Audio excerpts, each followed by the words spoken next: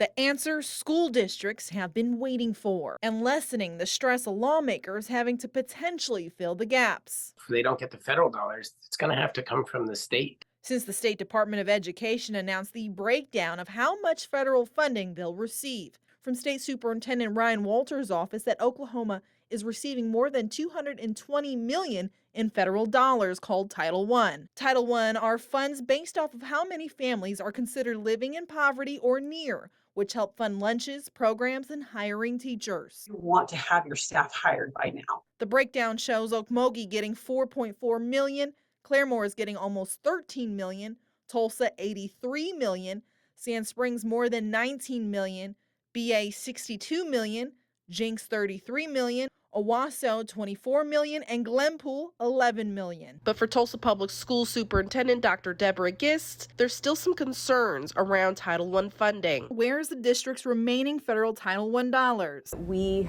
right now, did not receive what we were expecting, and we don't know exactly why yet. I told you earlier this month how districts found out how much Title I dollars they were getting later than usual. In the spring, districts are given preliminary numbers so they can budget. Then by June, they're giving the exact number. Then last Monday, the State Department of Education notified media on how funding is being dispersed, showing TPS receiving $105 million, which is $22 million more than last year, which is overall a 26% increase.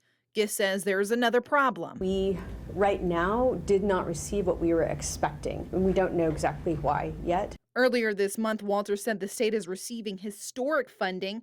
The funding supports low-income students, and the state receives more based on the need. This year, the state is receiving more than $224 million versus last year's more than $211 million. Because Oklahoma got so much more based on the demographics of the state and the allocations that come from the federal government. That's without receiving more of the Title I pie.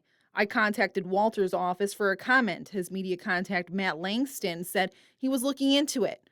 Gist says they're also looking into it. But it certainly raises the question to us about how the formula was used and why we received what we received.